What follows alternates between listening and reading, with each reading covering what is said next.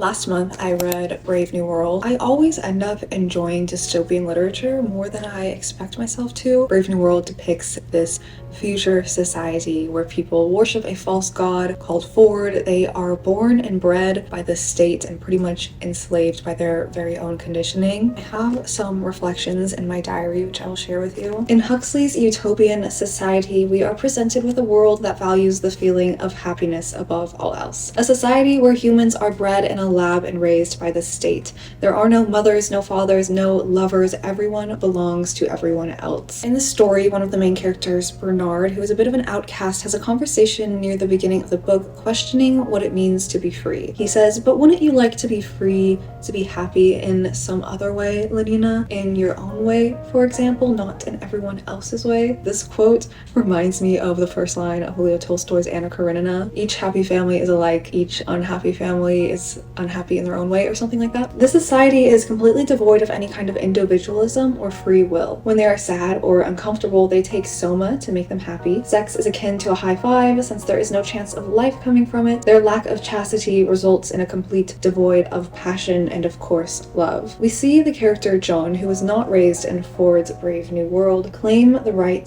to be unhappy. This is on page 240 of the book, and I thought this was one of the most impactful parts of the book to me. I think this sort of felt like the climax. But I don't want comfort. I want God. I want poetry. I want real danger. I want freedom. I want goodness. I want sin. In fact, said Mustafa Mond, "You're claiming the right to be unhappy." "All right then," said the savage defiantly. "I'm claiming the right to be unhappy. Not to mention the right to grow old and ugly and impotent, the right to have syphilis and cancer, the right to have too little to eat, the right to be lousy, the right to live in constant apprehension of what may happen tomorrow, the right to catch typhoid, the right to be tortured by unspeakable pains of every kind." This kind of like brings home the idea that Huxley is trying to portray of like freedom and truth being above all else. It makes the reader question their own values and see that truth and individuality is possibly the closest we can get to this sense of freedom, and that beauty that is true can only exist amongst the full range of human emotion. Beauty and love is not happiness, it exists in the discomfort of change and community, and humans can of course survive without it, but they cannot live without it.